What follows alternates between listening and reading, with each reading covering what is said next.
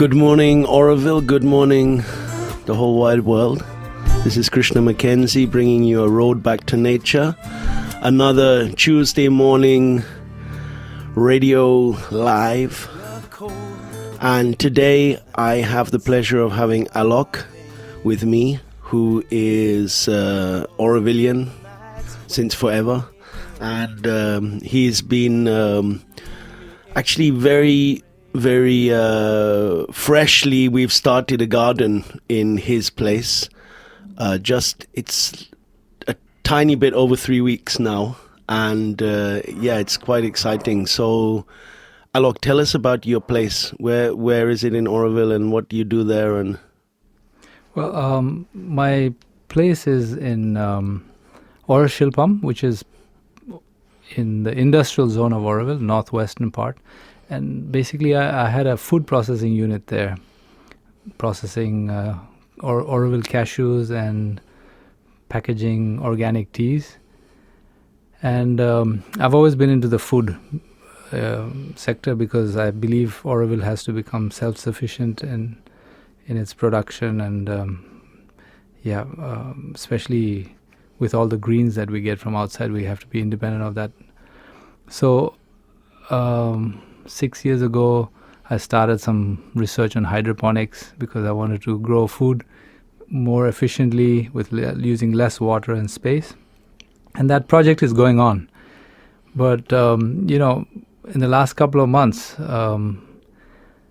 I've been to many communities that have wanted me to do water testing, because one of the projects I'm doing is actually setting up a lab to test water and soil. So I've gone to several communities where you were growing those circle gardens, and they wanted their wastewater tested. So I saw that, and seeing creativity and luminosity and other communities start this motivated me as well, because I said, hey, I've got this space next to the greenhouse.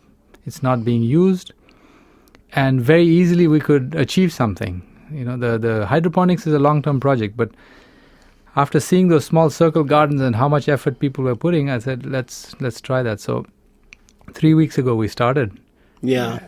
And it's amazing how many seedlings have come up. And so we came to your place and we identified a few different areas, no? Yes. So first we found an area with the bananas, and I think we composted it, no? That's what the first step was, composting it.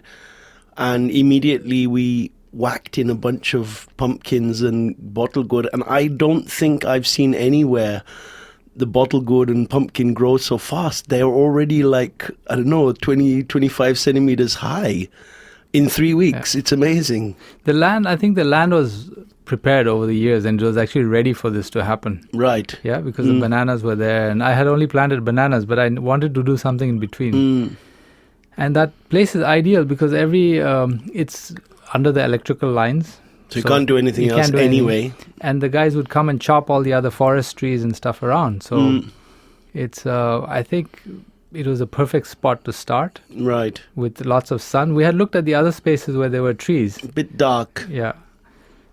So I feel like even though it's happened very quickly, there were things that were building up over a period of time which allowed this to happen so fast. Yeah. Yeah. One was also even my willingness to put in some effort, and and also, I mean, it sounds a bit negative, but you run your place. You're in charge of your place. You don't have to ask anyone, do you mind if we grow a pumpkin here, or do you mind if we? I mean, that is really it's sad to say, but that is really one of the factors as well. It is, and I mean, it's only because it's not a community. I'm not living with many people there. And it's an industrial zone, so we can't really develop houses and build all that. But it's the ideal place to do farming, because ultimately I want to reuse all the wastewater in the zone for that. And of course, there's a negative part. It's not really negative, but I don't have the obstacle of having people to include lots of people in decision making. Yes. But it's also land that is temporary, right? Right. There's proposed roads coming through. Right. It's like, and if you want to build anything, you have to get permission. And for farming, you don't need permission. No, you just get on with it. Yeah. So actually, I think we really should farm a lot of the lands that are lying vacant and that are easy to maintain. So it's fenced off. There's water next door. Yes. There's a presence. I can go and check on it at night. And you have a team engaged in other activities on your compound, in the food process, in the hydroponics, who you can bring in to help for half an hour here, an hour there, or if they're not doing anything, they can prepare mulch, no? Exactly. And so there's no additional cost to actually doing this. Right. It's within the existing running costs. The running costs. And so the reason I've also jumped onto this bandwagon of gardening like this is because I see that it's basically like a low-lying fruit, which I don't have when one doesn't have to invest much. So low-lying fruit is a term, no, that you explained to me the other day. It means it's easy to access, it's easy to implement. It's easy to grab and harvest and to manifest. Right. And let's say in this last 3 weeks, whatever we have done, we've only spent less than 5,000 rupees. Yeah. 2,000 rupees, 2,500 for a load of compost. The rest was some seeds and some very little labor. And now we have, just to give the listeners an idea of the land, I think we could say it's about 20 meters wide. Yes. By probably about 30 to 40 meters, 40 meters long. Yes.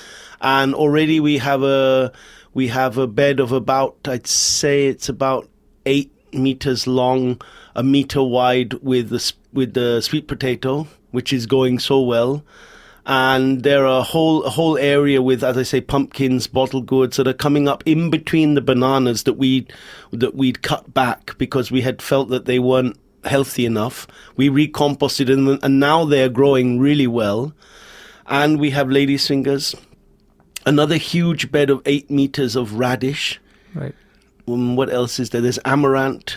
There's there's lady's finger. There's wing beans, which haven't yet germinated. And yesterday we started with snake gourd as well. So we're really, what I appreciated in it is it's the welcoming of a vision, which is really about diversity of nutrition. Because I always see you we know us now over 20 years. I always see you as someone who's very innovative and ready to try different things. And I see that these gardens that are emerging, they're actually going to become little hubs of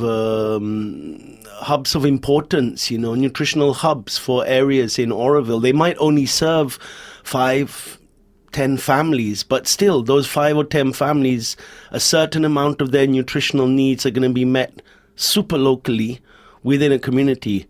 And I could imagine that radish bed, the sweet potato, the snake gourd, the lady's finger, cluster beans, whatever else you get going there. I could imagine 20 people getting a basket from you once a week. What do you think about that? Yeah, definitely. Because the thing is, this garden is, going to produce much more than I would need for my own purpose. Most of the people are just growing for their own communities, but this is going to be a surplus for others. And of course, we're inviting others to come and also participate and work there. But it's I think there's going to be an exchange going on, where those who come and participate, they can take. If we want to, we can exchange in a certain way.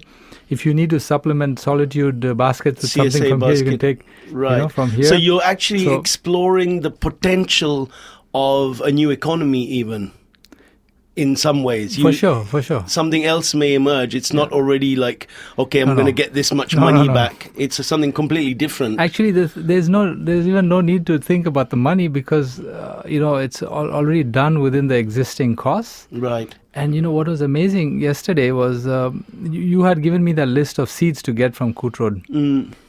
And to be able to get a lot of the seeds locally in Koot Road, just from that lady sitting down at the corner of the road there and spend 280 rupees on seeds, right? That's it. And so it is a very local kind of process. There's not much involved in getting couriers from out of state with seeds. Amazon. Yeah, exactly. So actually the hydroponics has been stuck in so many ways because I'm waiting for inputs from around India. right? I need So it's a certain much more. I mean, not to put it down. I've been pretty anti-hydroponic, but since talking to you, I'm sort of seeing it in a bit of another light. But the reality of it is, if we do compare the two, is the hydroponics is a high-tech. Lot of inputs needed, no specific inputs, no specific inputs, technical skills, and a large investment, right? Right. But once it's running, it's also going to be a local produce. Right? Once it's going, there is an incredible value to it. Yeah, and actually, it's something for the future. Like a lot of stuff in Auroville, we keep talking about the future, and we're working for the 50,000 people here. So there are two things we have to do. One is work towards the future, which is the hydroponics and allowing us to reduce the use of water. And the other is the immediate results in a month. Right. Actually, one thing that was very positive and what encouraged me to do this is to see that it was possible to do it before the monsoon. Right. I've always been hesitating, thinking that, if I grow now, will it come up in time and will it drown? So with your weekly input, I realized that every week we can plant. Yes. And the monsoon, by monsoon, it'll all be up anyway, and we'll see what and manages. Some of the things will grow through the monsoon, and some of the things will be finished before the monsoon, like the amaranth or some of the lady's fingers. Right. Yeah, it's very, very interesting.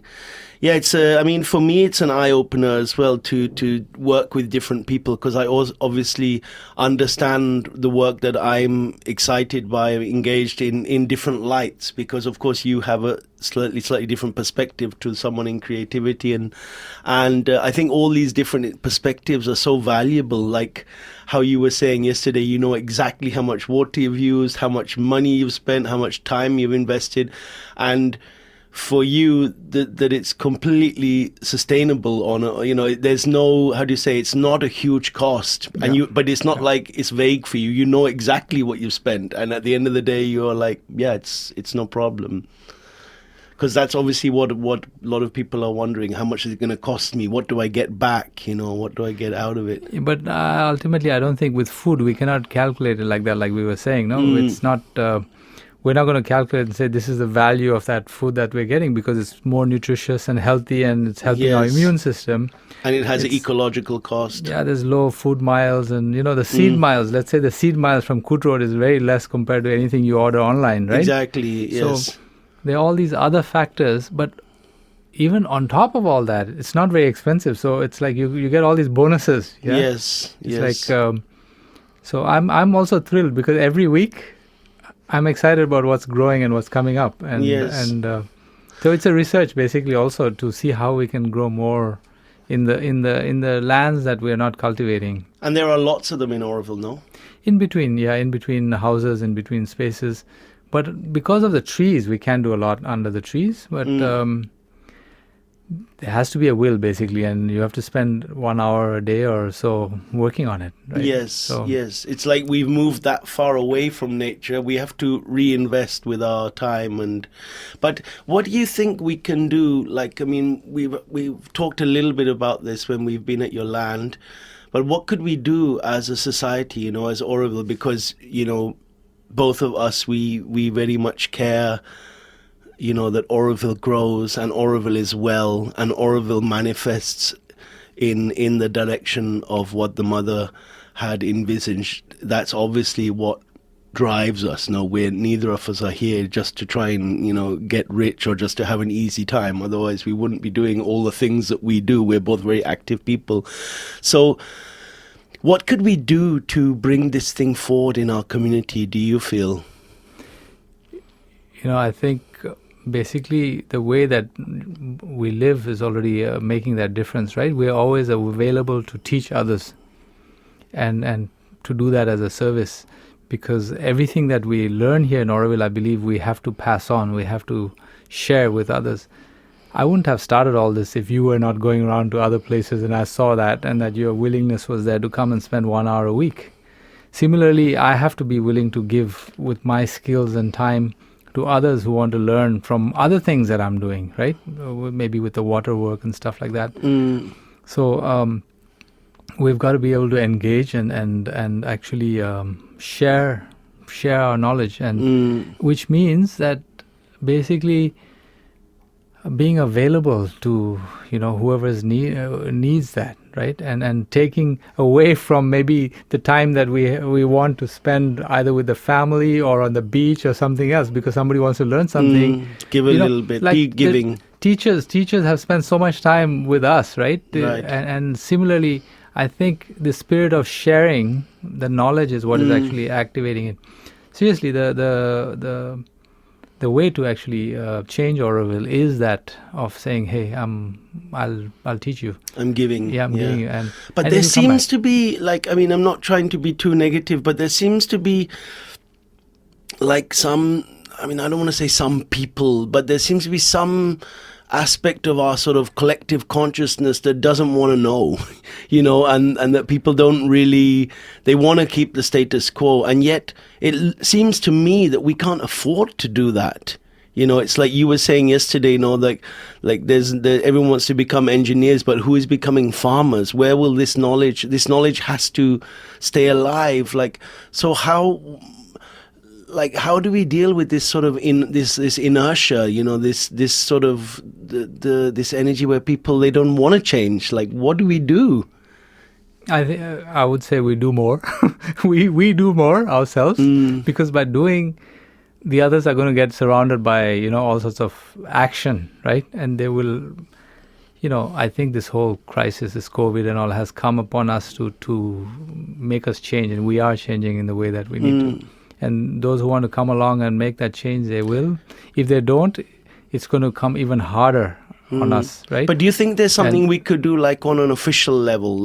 This is really a conversation like this. We might be having this next to the radish bed, but now we're having it at the radio. Do you think there's something we could do, like the working committee or the Auroville Council makes a announcement, for example, we've done the house at the government's, the secretary's house. We've done the garden there, beautiful vegetable garden in Aditi. Could it be the government of India recognizes the importance of using land that's unused land for growing food?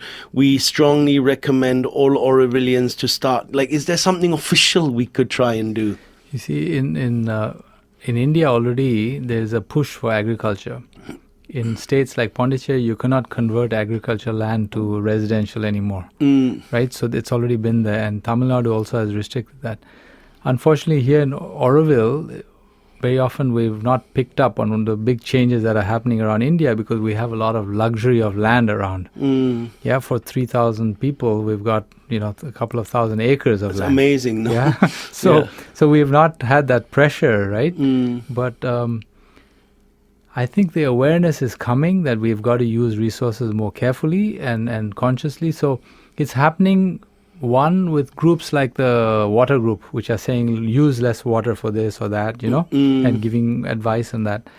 And the next step has to come from, I don't know, the farm group is not really existing there to give advice to the community, but it has to come from TDC and the planning authority for the city that says, okay, so much of the land should be used for cultivation and not just.